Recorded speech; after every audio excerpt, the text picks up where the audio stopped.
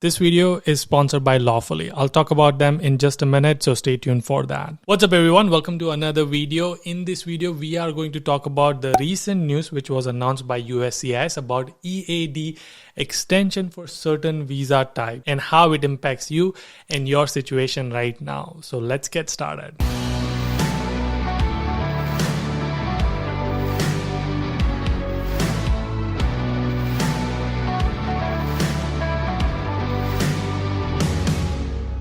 Before I get started, let's talk about EAD in general. Like for people who don't know what is EAD, EAD stands for Employment Authorization Document. It's basically a work permit. There are several visa types where you can actually legally work in United States, but to work, you need a work permit. And that is the document which will get you. It's not really a document. It's like a card, which just looks like this. It has your name and it on your visa type, and it has your start date and end date and how much, like what time can you work, what time the permission allows you to work. So that is what EAD stands for. That's what work permit is. And now they are saying that we are going to give you an automatic extension of 540 days. Typically, you get about 180 days once you apply, but now you're going to get 540 days, and that's an automatic. We'll talk about which visa type and does it impact you or not in just a minute. Before that, I want to talk about Lawfully. I'm going to be very candid with you and honest with you. I don't promote a lot of brand on this channel, and the brands which I promote, I genuinely believe in it, and I'm a user of Lawfully. Lawfully is an app which is for immigration, which is used for immigration purposes. I think you are gonna love it. I love it. I'm a user myself, so you are going to love it as well. The reason I love them is because of their features. So what happens when you apply for OPT or H-1B? When you apply, there is always a case which gets generated when you apply for it.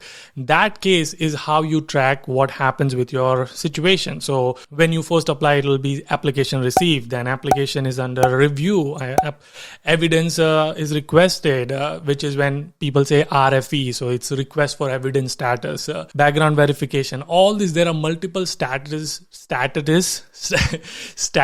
which you have to track.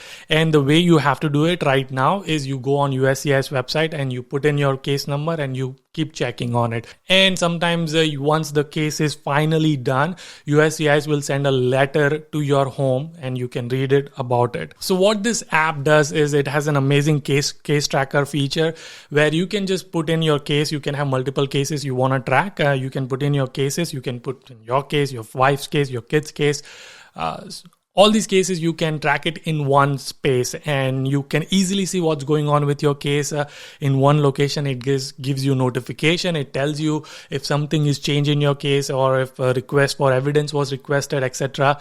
Now you get a notification. You don't have to worry about when to check or keep on checking on it. It directly notifies you on the app. It's an amazing feature. I highly recommend you to download it.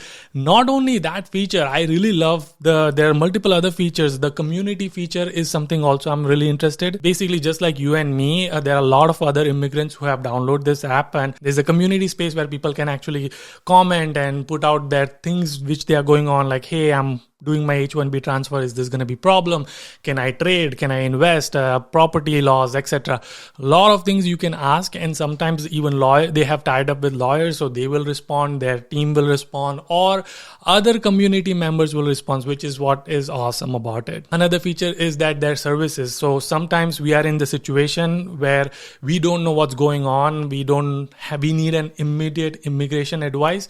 They have list of lawyers which are put in the app. You can choose which lawyer you want to select and you can schedule an appointment. There's a fee associated with it, and you can directly talk to immigration lawyer and get an immigration advice right there on the app. And obviously from the lawyer you can schedule the appointments, etc. You can have a long-term commitment, etc. And again, this might sound very salesy, but I'm telling you because I care for you and I think it's genuinely going to add value and it's going to help you with your immigration situation. So consider downloading. and check it out for yourself. Back to the news. So USCIS today, which is May 3rd when I'm filming this video, they announced it today that, hey, we are going to create this temporary final rule. It's kind of weird name, temporary final rule. It states that you will get an automatic extension for 540 days if you have applied for EAD. And the reason which they are giving is that they have a lot of cases to file. And of course, if you have heard that USCIS didn't have a lot of money, so because of that, they didn't have a lot of staff. Because of that, they don't have a lot of people to process your cases. And it's not just F1 visa or H1B. There are several other visa. Everything is managed by USCIS. So they are saying like, hey, we don't have it. We have a huge backlog. And because of this backlog, we are not able to process EAD cards. And because of that, people are getting delayed and they can't start and they lose their job. So what we are going to do instead is we're going to give you by default an extension for 540 days. That's a year and a half. That should be plenty of time for us to process your case. And hopefully you will have an approval or rejection or whatever the case next steps are. So let me put this quickly in a perspective. A lot of time you hear this, that my EAD has been delayed, right? Like, so when you come to United States, you get your master's done, you graduated, you need EAD, which is work permit, to get a job, to start working on the job. That's your work permit. A lot of time people apply 60 to 90 days before your graduation date, but because of the backlogs, what I've heard is sometimes it takes 30 days, 90 days, 120 days, 150 days. Now, let's say you said to your company which you joined that I want my start date to be 1st January. And now your EAD just says that it's pending status because they are still reviewing and they have not gotten to it. You basically missed your start date. Your company is contacting you. You're like, hey, are you going to join? And you're like, yeah, I'm waiting for my legal documents so that I can join. And maybe that will come after 1 month, 15 days. You have no idea because behind the scenes, you don't know when it's going to get processed. In such situation, they are saying like, hey, we will give you 540 days extension, automatic extension, so that you don't have to wait. Now, again, remember, this is extension and this is for extension. So when you have to renew your EAD, when you have to file for an OPD STEM extension, they call it. So you have to apply for another EAD permit. When you apply for it, you by default get 180 days extension. So they are saying that even 180 days is insufficient and sometimes people can lose their job. So because of that, we are going to make it we're going to add 180 plus 360 days to that 180 days. And that's going to make it 540 days. And that's roughly 18 months or a year and a half. That should be plenty of time for them to process the case. The catch here is this does not apply to all the visa categories. You can see right here.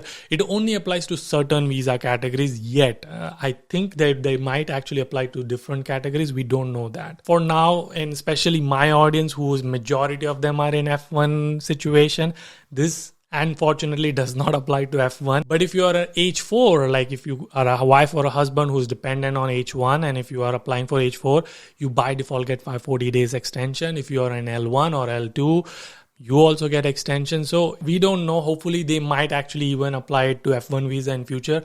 At least for now, this does not apply to F1. That is the quick news. I'll put the link of USCIS so that you can read yourself. I highly recommend you to do your own research. That's it for this one. If you have any question, please let me know in the comment section. Otherwise, I'll see you guys in the next one. Until then, keep smiling and keep hustling. You gotta hustle every single day.